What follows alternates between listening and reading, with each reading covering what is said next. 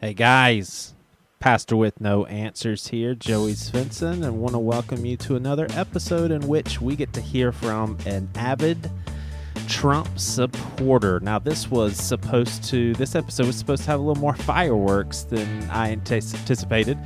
Both guests, very pleasant individuals, although some of you have already written one of them off because he is a Trump supporter.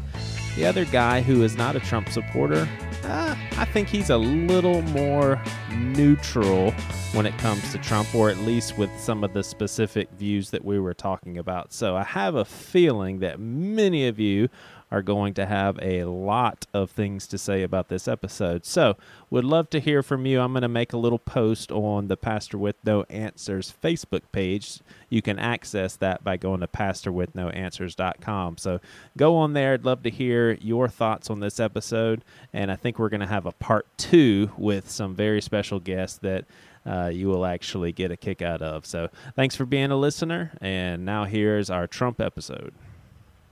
All right, so our country is polarized like crazy, and we've never seen this sort of polarization before, except maybe the Civil War or maybe 1812.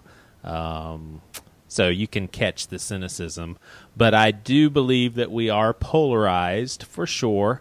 But I've got some good news. There are people nowadays that are speaking out against white supremacy and racism and females being taken advantage of and not respected at the workplace, not getting paid as much, where back in the day we had these problems and no one was saying anything. So that's got to be some good news. That's got to be some light at the end of the tunnel and potentially some progress as well. So this is the Pastor with No Answers, and we have an episode that I have no idea where it's going to go. So here's the deal. We've had Kerry on here numerous times, and I touched bases with him because I was curious what he thought about war, and because I've got a friend of mine who is pretty much a Christian.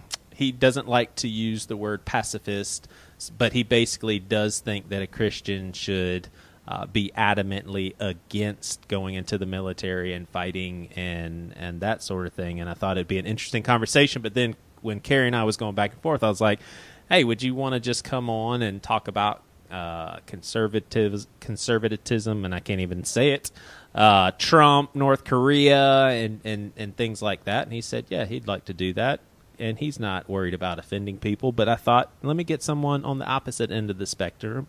So I reached out to, some of you know what the BC Club is. That's a kind of a supportive community for the Bad Christian Podcast, kind of a family to us that, you know, we keep tabs with and, you know, throw some freebies at them, but more than anything, they're supporting us more than what we're giving them.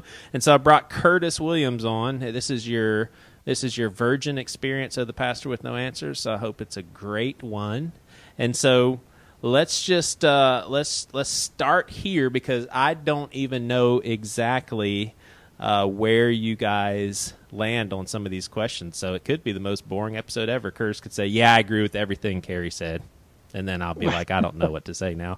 But, Kerry, let me start with you. What do you think about Trump thus far? Because you were actually on this podcast as a Trump supporter before he was elected president. Well, here we are a good 9 months. Well, no, if we're going to start with January, a good 8 months into his presidency. And, yeah. It's not looking so good, but what say you? I think it's looking great. I don't know why you would say it's not looking good. Oh, my goodness. Now this episode is going to be awesome. Yes, Kerry did not fail me. So give me some reasons why things are looking up with Mr. Trump. From my perspective, he's doing everything he promised he would, which is unheard of for a politician. He's bucking the establishment. That includes the Republicans, not just the Democrats, and he's getting stuff done. You look at North Korea, everyone thought he was crazy. and he put Kim Jong-un in his place pretty quick, I think. So I think he's done pretty good. What about the outcry along the lines of white supremacy groups that now apparently have a voice? I mean, all the way to things along the lines as, Trump apparently mocking a special needs person, like basically the character of Trump. None of that has any basis in reality. If you've actually listened to what he said over the years, not just as president, the thing with the reporter, if you look at different video of him throughout the years, that's just kind of how he makes fun of people in general. So you can hate him for making fun of people, but I don't think that was anything for specific to someone being special needs. Gotcha. But the racial divide, this whole thing with Trump and the white supremacy, I haven't seen any proof that he's a white supremacist or supports them. I think right now what we've got is Black Lives Matter. We've got Antifa. And I think everyone's looking to demonize Trump by painting him in the corner of white supremacy so that they can back these left-leaning hate groups with good reason in their eyes. And I don't think there's anything to it. Yeah. So from where you stand, we're going to let Curtis chime in here in a second, but from where you stand, Trump is doing a great job, and it's very unfortunate, the climate of our country in which we're extremely polarized. And it seems as if you would say that people, they're just reading Trump wrong. I would agree with everything you just said. Okay. I'm glad my telepathy works. You got every word I wanted to say. And I'm starting to believe it too, man. You're brainwashing me. No, I'm just kidding. Curtis, what do you think about this so far? Are you shocked to speak to a real human being that is very pro-Trump and giving a nod of approval thus far? No, not entirely. It's I'm from Texas. Texas was a very heavy Trump supported state. If I remember correctly, soon after they called Texas for him is when most of the networks started calling the election for him also. Yeah. So it's not anything I'm not used to hearing. I grew up conservative, and I would have considered myself a Republican until probably age 20 or 21. Yeah. Who was the president then?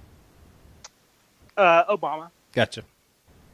But first time I was legally allowed to vote, I voted for John McCain. Yeah. Unfortunately. Yeah. But it's funny that I would have the exact opposite view of how Trump has done thus far that Casey has. Kerry. It's Kerry. Yep. Strike one. So I was just looking at the initials on his picture. Like there's no picture. There's just a. Oh yeah, it does say Casey. Kerry. It does say Casey. It says KC. Oh my gosh. But so give me some specifics here, Curtis. Like you see things in opposite light. What are some things about Trump that have your head shaking like, good gosh, this is ridiculous? Well, I probably wouldn't go so far as to blame him for the race issues that we're currently having, as much as some people would anyways. Yeah. But when he campaigned, as he did, as being quote unquote the law and order candidate, it just using language like that, using language that he used during his campaign rallies when various African American men and women were assaulted for just simply protesting inside the campaign rallies. It doesn't look good in my opinion. You can be a person who supports the rule of law while also acknowledging how the rule of law has oppressed a lot of minorities in this country for many, many years. And he doesn't seem willing to do that, in my opinion. So basically, a proponent of law and order, but also an acknowledgement of how that has been taken advantage of. Exactly. Gotcha. Okay, hit me with a couple more. Like, what are some more policy and or character flaws that are upsetting to you? As far as policy goes, I think it's just absolutely hilarious that he ever said that we were going to make Mexico pay for a border wall. And now he's threatening to shut down the government if the Congress doesn't fund it. Like, we all knew that's what was going to happen, but Trump supporters were in denial about it the whole time. Like, we're somehow going to force a third world country to pay tens of millions of dollars for a border wall that, they obviously don't have the money to pay for. Yeah. And so, many of my family are Trump supporters. My grandfather that raised me for most of my life is a diehard Trump supporter. I told him then, like, it's going to be something we're going to pay for. If it is built, the taxpayers are going to pay for it, not Mexico. And it was just denial from then on. And now all of a sudden Trump is threatening to shut down the government if we don't fund it. And when I tell him I told you so, it's just like, oh, well, we still need the wall anyway, so I don't mind paying for it. It's just like they just have one excuse after another when Trump fails to cash in on something that he promised. Let's wait until we see what happens with the wall before we say he's failed. Well, he's only been at it 8 months. Pay for it. So that's there's many ways they can pay for it, and I don't know a single Trump supporter that was thinking that Mexico would write a check on January 20. Well, I mean, Trump never claimed that, and I don't think anybody thought that either. But I don't see what the problem is. I'm not sure really where you're getting at. I'm not sure where the news in general is getting at, thinking he's not delivering on his promise. You haven't seen him do what he said he was going to do. Got to give him time to work. Well, he claimed Mexico was going to pay for it. He's acknowledged that they're not going to pay for it now, so that's failure in my opinion. How has he acknowledged that they're not going to pay for it? I must have missed that.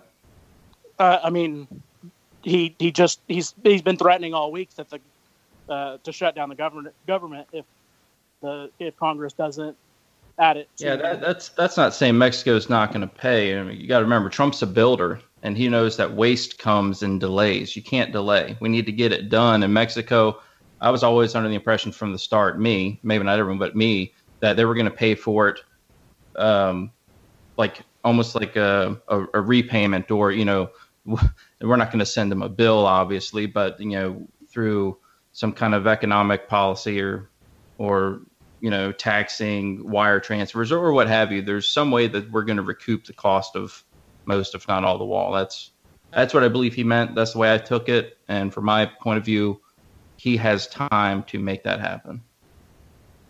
I mean, the main reason, or the main way I recall him saying they were going to pay for it is, like you mentioned, through us imposing various taxes on the government or just Mexican products in general.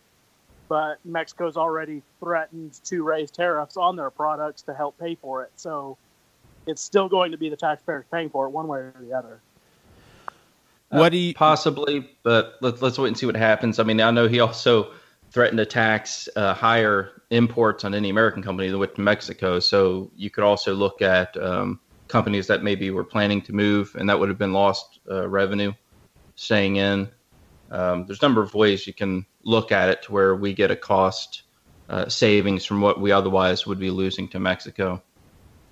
Am I off to say that a significant amount of Trump supporters are bailing, including people that were a part of his team.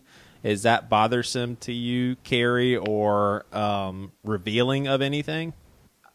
I'm not sure what you mean. I don't know of anyone that bails on him. Matter of fact, I think most polls show that Trump supporters, his base is diehard and growing. You can see that in his rallies that he continues to have.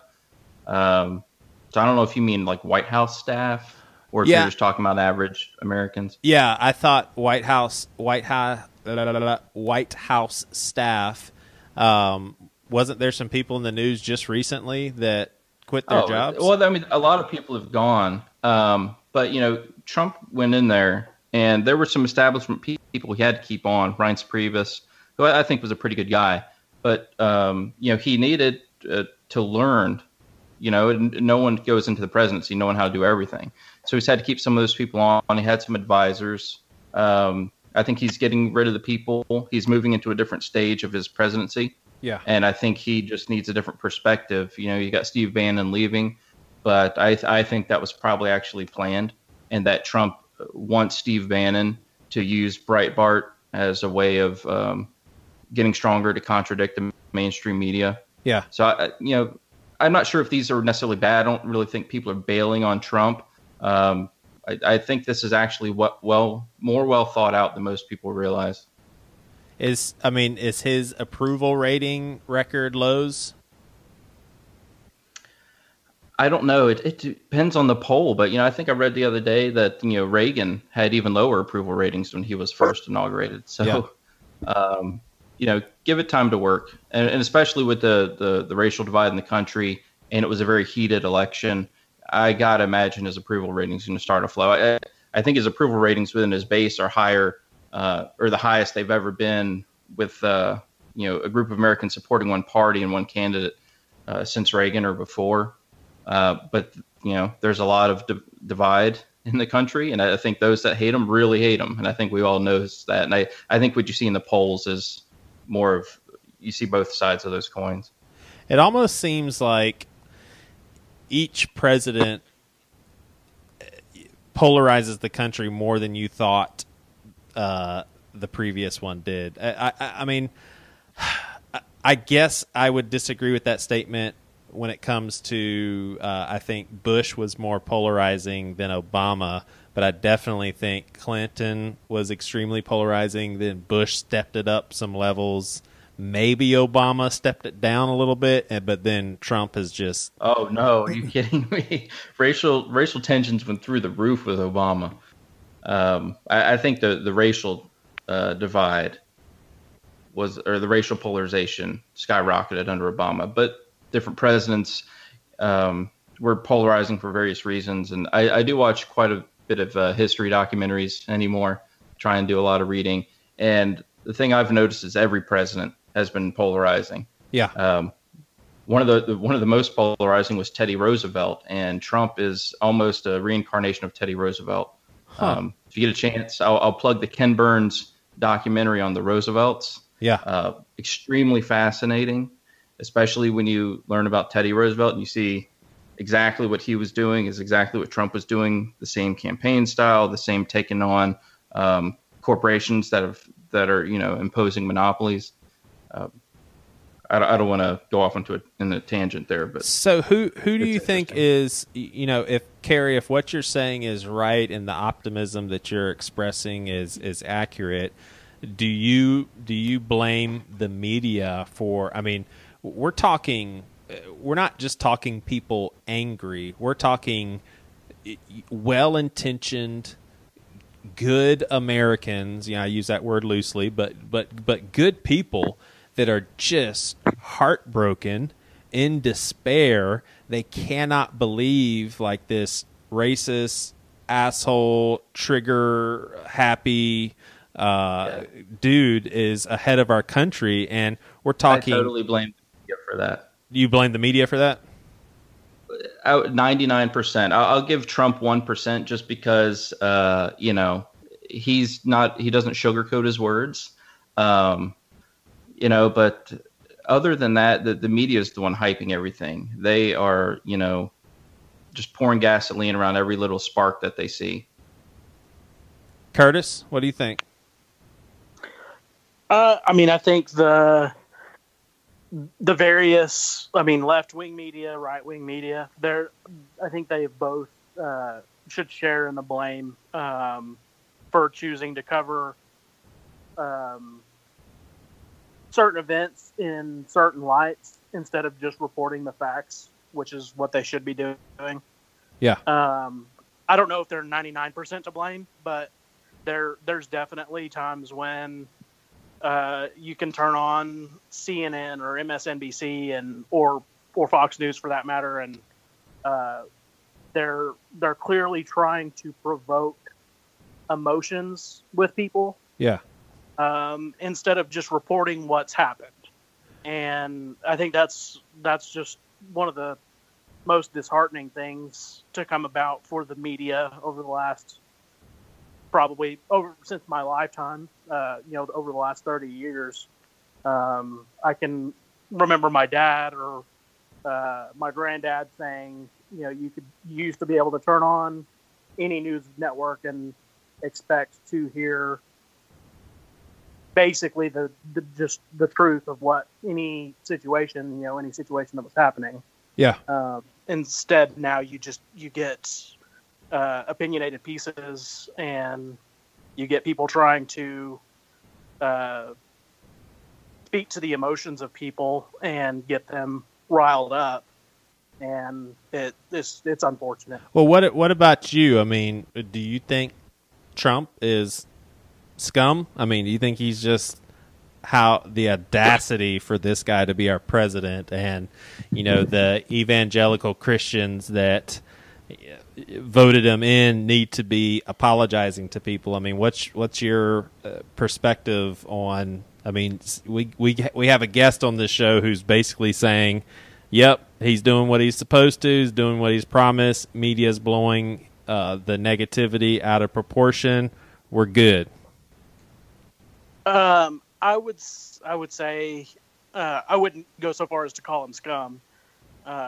That's kind of you. That's kind. I probably like him just as far as a person or a president goes, just as well as any president that has governed since I've been alive. Because it's, in my opinion, it's almost like it doesn't really matter who the president is. It's like the world's not going to end. People thought the world was going to end in 2008 when Obama was elected. I can't tell you how many times I heard people say that he was, a secret Muslim who was going to take away our guns. And I still have my guns. I don't know about what about that Mayan thing in 2012 though? The what? The Mayan calendar ending in 2012. Now that some people really jumped off on that, I think Joey did. Yeah, the world is going to end during his presidency, so it's all his fault. But I would say there's just a certain level of respectability, I guess, I would like my president to have. And even though I didn't agree with Obama on a lot of things, or agree with Bush on a lot of things, they always seemed to have a certain level of respectability while holding the office. And Trump has approached that level on a number of occasions, but he dips far below that level on a number of occasions also. And yeah, I think a lot of people find that refreshing, though. So I think you'll find that people are split on his reactions.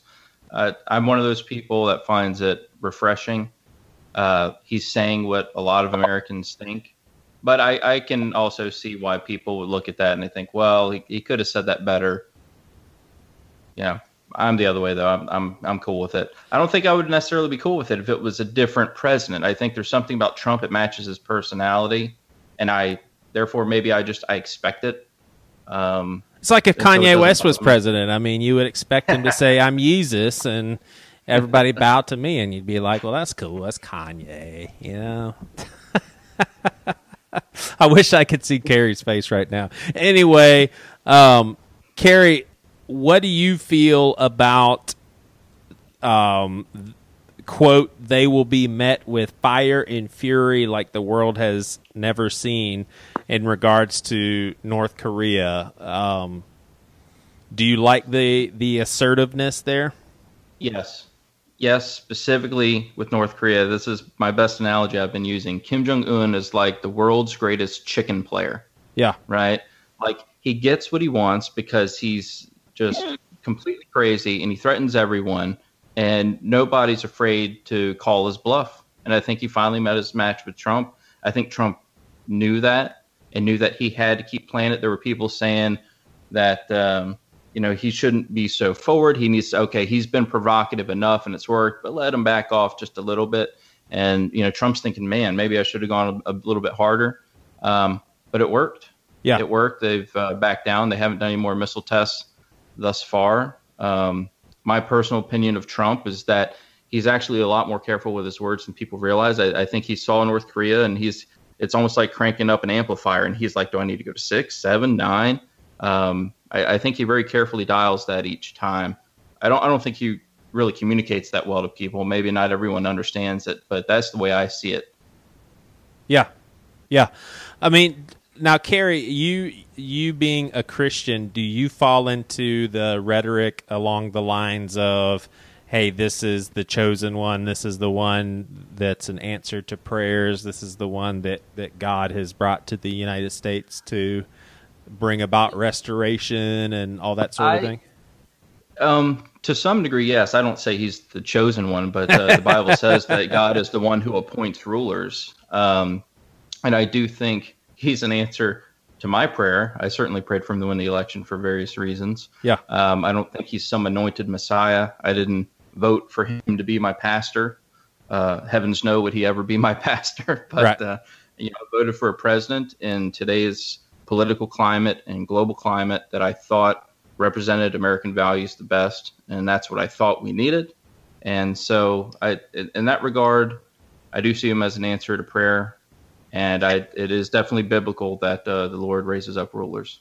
Now, do you think that our country, even if it's, and I'm not talking about necessarily the Republican base, because I would imagine Republicans are the ones that are seeming to lose hope in Trump. They're frantically looking for reasons to refresh their support and faith in Trump. But do you think that, do you anticipate the polarization to depolarize, throughout this first term? The Republican Party? No, I mean, just worldwide. Do you think people are going to be less tense and less skeptical, less hateful, less repulsed? Do you think that's going to die down, or do you think that's just going to be continually fueled? So, to some extent, but I do think the media and the left are going to keep fueling it. I think things like North Korea really help, because that's a common threat to everyone. And when you see the president diffuse that common threat, that's just something we can all get behind. It'll definitely help if they pass some legislation like they're planning on. Yeah. That would definitely help. But you've got the Democrats obstructing by not putting in all of Trump's appointments. And then you've got the establishment Republicans that are sabotaging the party themselves. Yeah. But no, I expect it to get better, but not completely by any means. Yeah. So, Curtis, being someone that's anti-Trump, are you uneasy about the mood that Kerry is creating? There's like, it seems to be a prevailing notion, especially from the media, social media, and just people in general, that, you're almost a bad person if you support this guy. How dare Christians applaud this guy and also adhere to Jesus's teachings? Kerry's got to be rubbing something the wrong way for an anti-Trump. What's your feel from the mood that Kerry's setting here? I guess just to go back to like when you asked him about how he felt about Trump winning the election and maybe being like the chosen one or whatever, like there were certainly a lot of Democrats that felt Obama was going to be their savior, and was going to just enact all these different government programs to help underprivileged people, underprivileged African Americans, etc. And that didn't really happen. Yeah. And so I would agree that, like he said, that Trump is the chosen one, in that Obama was the chosen one for 8 years also. Like, if God appoints rulers over governments today, he appointed Trump, and he appointed Obama twice, and he appointed George W. Bush twice. That there is probably a reason he would do that. I don't know if I think God still has any reason to control the outcome of elections anymore, but I guess it's just I would hope that after seeing just how much damage, maybe the rise in thought that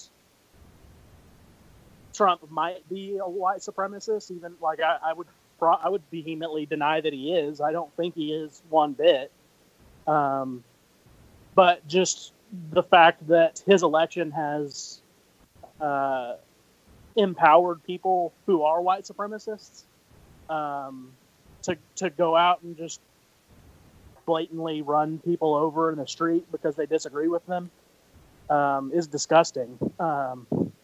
And so I guess as a Christian, I would just want to see all of us as Christians hope and pray for a leader who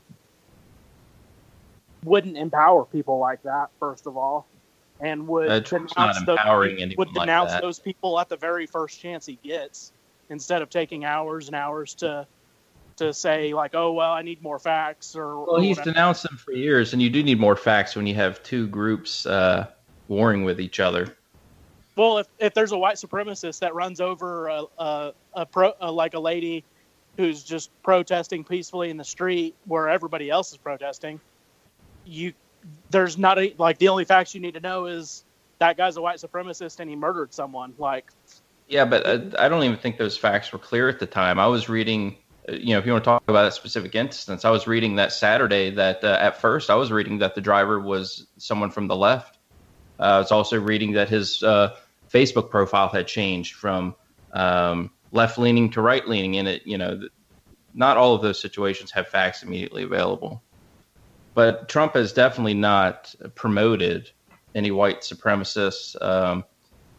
And there's just as much violence on the left. If you look at Antifa and you look at Black Lives Matter, even the guy, I believe the guy remember the guy who shot up the Steve Scalise, he was shooting the Republicans on the Capitol baseball field.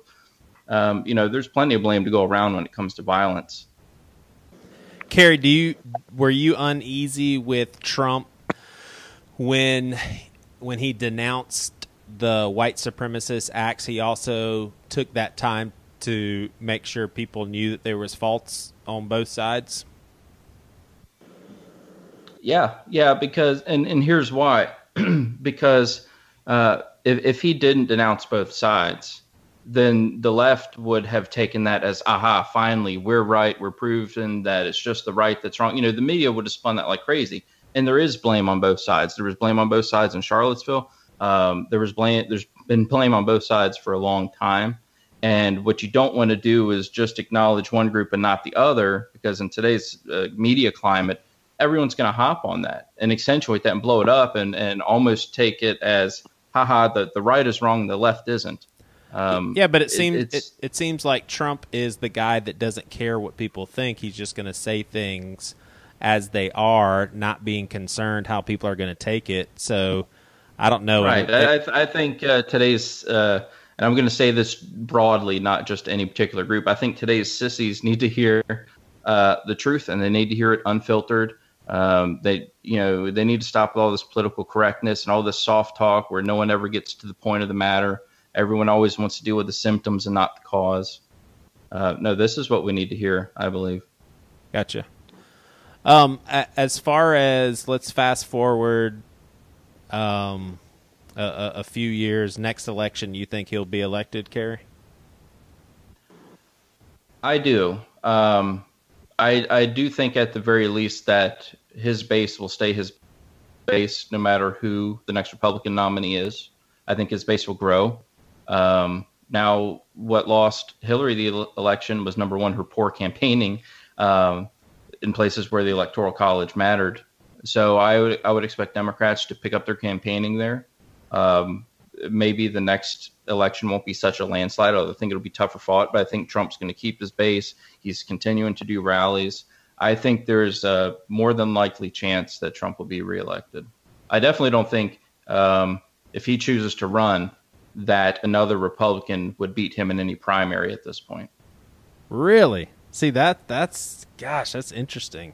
Because it just seems, I mean, the media must be just doing like, I obviously know that the media spins things one way or another, but it seems like the reality is there's just so much uneasiness even in Trump's party, but maybe that's something that's even being spun. I don't know. I believe it's being spun. Interesting. Very interesting. I don't know if Curtis wants to weigh in, but that's the way I see it. Curtis? Well, I mean, I would probably assume it's being spun also. I don't even remember the last time a sitting president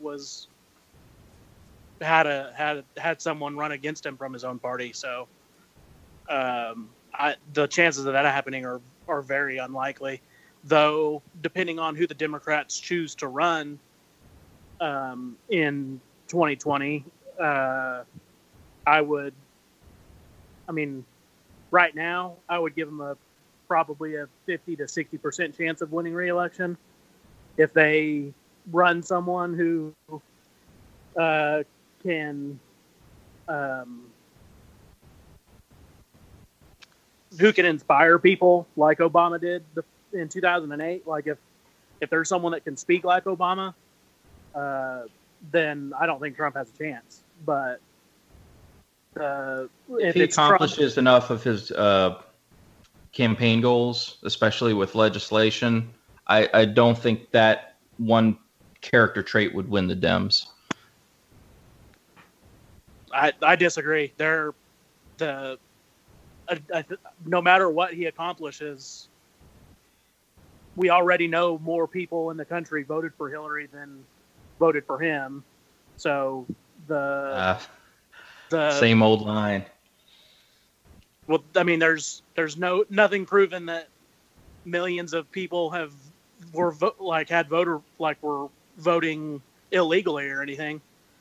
I think they've proved up to multiple thousands now with the potential for more. But regardless, in any election, not everyone votes. I don't know what the percentage is, but it's something like half or less of the population votes. So you have to read that statistic with a bit of caution. And I fully expect for both parties to have more voters than voted in the last election. Yeah. You're going to see people who didn't vote in the last election. Maybe they assumed Hillary would win. Maybe they didn't care, didn't come out. I think there will be a lot more people voting in the next election. But that's why we have an electoral system as well. The last thing I want to touch on, Kerry, specifically with you being in agreement with Trump being an example of someone that, you know, the Bible says God raises up leaders and that sort of thing. With that logic, why wouldn't a neo-Nazi say, yeah, I mean, same thing happened with Hitler? Like, what makes one different than the other? And I'm not comparing Trump to Hitler by any means. I'm just saying Hitler was a leader too. Did God put him there? If you go by the Bible, then yes, God can use anyone. Yeah. And for any purpose. If you look at Pharaoh, you look at I believe it's Cyrus. I think the Lord says, "Cyrus, my servant," and he was an evil ruler, but he served a purpose in God's ultimate plan. Now, that doesn't mean God sanctioned Hitler or any other bad ruler and doesn't sanction what he does, but there are reasons. Sometimes you need the right face of evil to galvanize people against it, you know. I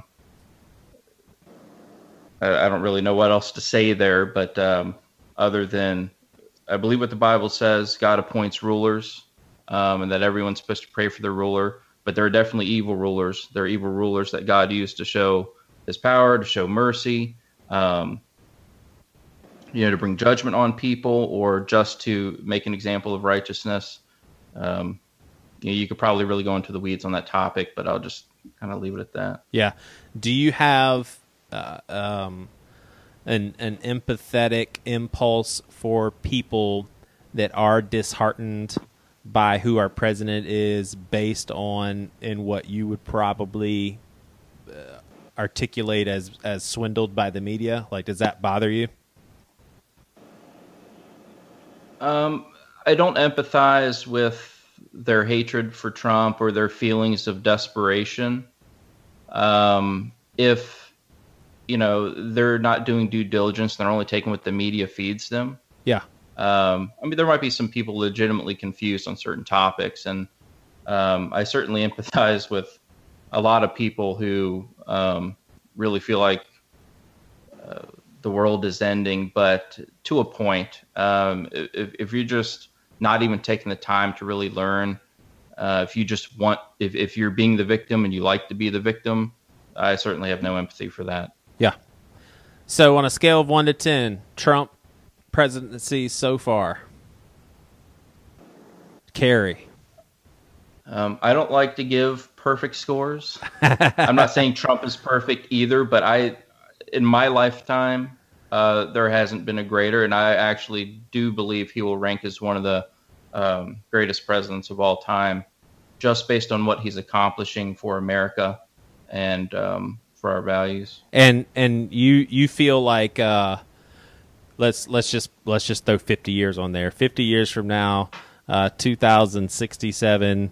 The history teacher says, class, open your book up to the 2000 teens, and they start diving into 2016. Trump's elected. You think he's going to have a smile on his face and say, man, this country was so polarized, but little did we know just how much we would benefit from his presidency? Will that be like a something accepted and mainstream? I believe those will be the facts. Whether or not they're recorded that way in a textbook, I have no idea. Textbooks get rewritten, and for different political purposes, and with so much hate towards President Trump, I'm not sure he'll ever get really fair coverage. Yeah. In any press. But I think the merits will stand. I think we'll end up with a better economic policy. I think Americans will end up with better health care, better economics and home finances. And I do think a general spirit of optimism. But, that could all be a little bit muted if the Dems keep obstructing, and even if the establishment Republicans keep obstructing. There's not so much the president can do. Yeah. Trump's not running around with his pen in his phone like Obama. Yeah. Yeah. All right, Curtis, what about you? Scale 1 to 10. Do you think Trump is the greatest president of your lifetime? I would probably have to give him a 4 or a 5. Wow, that's kind of generous for an anti-Trump guy. He's not the worst president. He's. Curtis, I'm gonna call you a Trump moderate. I mean, that kind of makes my blood boil a little bit, because that's not the nice thing I have to say about him. But well, hey, I'll give you 2 minutes to prove that you're not a Trump moderate. Well, it's just like I was saying earlier about just wanting to have someone in the office who I deem as respectable. I respected Obama. I respected George W. Bush. Maybe they were, they were establishment politicians for sure, without a doubt. And they both had their faults. They both contributed to the position we're in right now a great deal. I mean, George W. Bush put almost $10 trillion on the debt. Obama more than doubled that. So they both have their faults. Yeah. Trump has his faults also. But I'm not, even though I claim to be anti-Trump, I won't give him, if he does something right, like I will acknowledge the things that he does right that helps the economy or helps the healthcare system. But I mean, the economy seems to be doing better. There's nothing to indicate right now that the economy is going in the wrong direction. But I mean, he hasn't done anything for healthcare yet. And as it stands right now, like I said earlier, the American taxpayers are going to pay billions of dollars to build a wall on our border that won't have really any effect.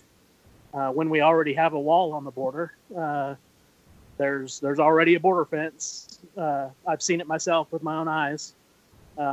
And the fact that he wants it to be clear so you don't get hit in the head with drugs flying over the wall, when he says stuff like that, it just makes me shake my head because he sounds unrespectable. But even, like I said, even though I claim to be anti-Trump, I'm also an optimist. So I would pray that he does better than any president has ever done. And if 50 years from now, if he's recorded as the best president in the last 100 years, then that would be awesome. I would love to be proven wrong. And like I said, I have hope for it. It's just in the first 8 months, he hasn't shown us a whole lot, I don't think. All right. Well, fellas. Go ahead, Kerry. I was just going to say, not having done anything these past 8 months, I would, I'll let him have his viewpoint, but I definitely disagree with that final statement. All right.